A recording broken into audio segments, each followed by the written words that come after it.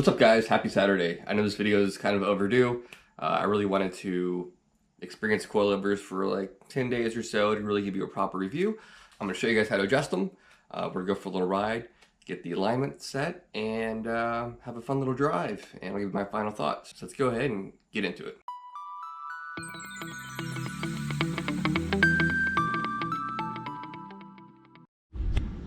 Alright, real quick, I wanted to talk about the adjustability of these BC Racing coilovers. Not too hard at all to do. The other three wheels I have dialed in pretty good. This is the very last one I'm doing. There's two ways to adjust these, both height and dampness, meaning how soft or hard you want the ride exactly. Now to do that, that's really easy. It's just a little dial down here. You can see that, yep, right there. And then on this side, if you can see it, says soft and hard, or S and H. So turn it to the left if you want more of a soft ride, turn it to the right if you want more of a hard ride. I started mine at exactly in the middle, which is 15 clicks. It's 30 clicks total. So I went to 15 and then I went 3 more hard, if that makes sense. It was just a little bit on the highway of speeds above 65, a little floaty, but I found dialing it a couple to the right, to the more hard, solved that problem, and it feels good. And I still have a lot of room in the future if I choose to go more firm.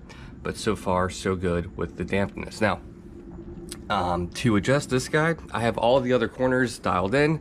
I'm going to lower this guy about 1/4 inch to match the rest. And you got 2 spanner wrenches here. You have kind of a smaller one. That's gonna undo the lock nut up here. And then you have a bigger one, which you use to manipulate the, I guess the spring nut. That's gonna move the spring into the spring body, if that makes sense. I need 2 hands to get these things loose, or at least the top one. And then I'll show you exactly what you gotta do. All right, so I got the locking nut loose now. So you can see here, it spins freely. Now what I've done for the other 4 corners, that's worked very well to get exactly where I want it. I kind of gauge, this isn't a perfect science, but I bring the lock nut down from the base, kind of the height I'm looking for. So I'm gonna bring this guy down from the base. You can see the threads right there in the middle. Hopefully you can see it right there. Right here. I'm gonna put about 1/4 inch space in there, and then I'm gonna turn the shock body up into the shock until this gap is closed, and that'll give me a pretty close, not a perfect, but a pretty close distance what I'm trying to do as far as lowering it.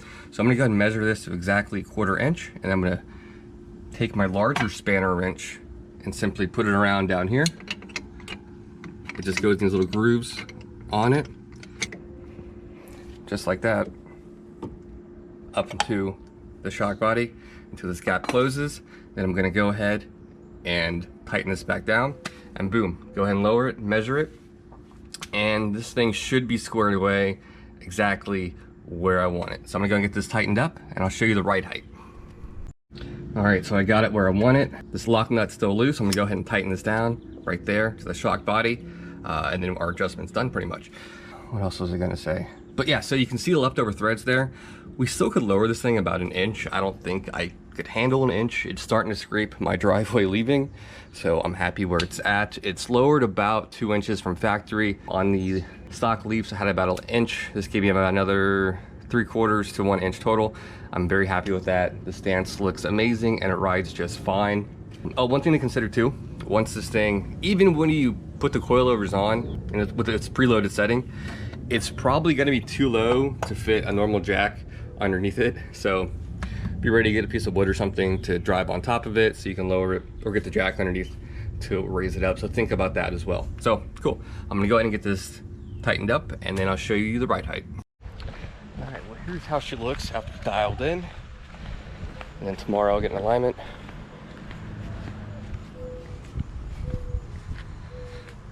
So it's about 2 inches lower than factory. After I got the BCs on, I lowered both front and back roughly 1/2 inch, and that's where I like it. I think You could go about another inch total. I kind of want to do another ½ inch, but my driveway doesn't really like that. So, but I'm happy where it's at. It's much better than it was. For reference, and it's about 2 fingers, give or take. It's about 1.5 inches between the wheel, maybe 2 inches.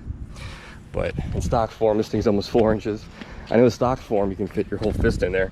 This is pretty gnarly. So I'm very happy where it's at, how it rides, how it looks. It looks great. I was worried this thing would ride way too rough, but it was actually the opposite. When I put them on, it was actually almost too soft, which is pretty nuts. But I'm very happy with these damn things. One thing I do want to get is, if you saw the install, lower bushings on the front here. There's 2 bushings in the BC coilover. They go up here, the one on the bottom, one on top. There's a lot of stress on the one below it, and I do want to get the polyurethane ones. They're much stronger. So that put my mind at ease. Looking at how they're connected to the frame today, they look pretty stout, especially the rear. They look really good. So I'm not too worried about any structural issues at all. But cool. And this thing's a little bit off, driving it around on the wheel. So we're gonna go get this thing aligned, and we're gonna go for a little ride. All right, boys and girls, it's the next day. Let's go get this Corvette aligned. Let's do a fun little cold start this morning, if you don't mind.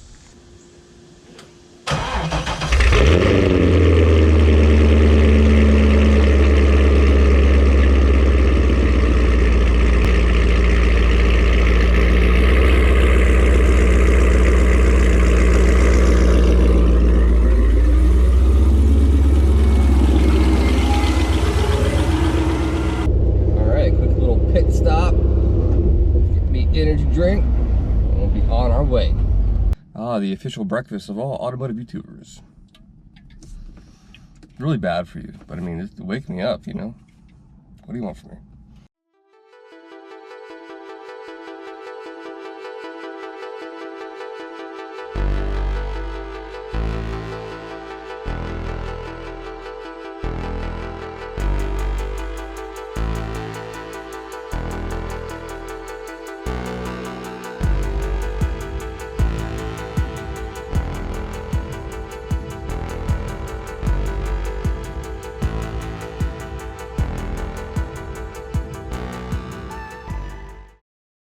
All right, we're here at Speedy Automotive near downtown Norfolk. It was recommended by a guy in Facebook group for alignments, specifically like lower cars. So we'll see how they do. If they do good, you get an awesome YouTube review. If you do doo-doo job, people, you know, you did a doo-doo job. So let's go get this thing aligned. My wheel has been, even before I did the coilovers, off like 3 degrees to the right, so I need an alignment anyways, so it's a good excuse to do it in conjunction with the coilovers. And after this is done, we'll do a little hot dogging, go through the tunnel, see how it sounds, all that jazz, and give you my final update on the coilovers. See how I like them. I think you know I like them, but you know what I mean. All right, that was a success. Speedy's in Norfolk, awesome job. Very nice guys, highly recommended. Just took it down the street for a little drive. The drive's pretty damn good. I'm pretty happy with it. I mean, only small complaint. It's like 1 degree to the left now, but it was like 3 degrees to the right. And these things can be fickle, especially with an aftermarket wheel, getting it just right. So I'm not complaining. But yeah, I'm gonna strap you guys to my head and we'll do some spirited driving.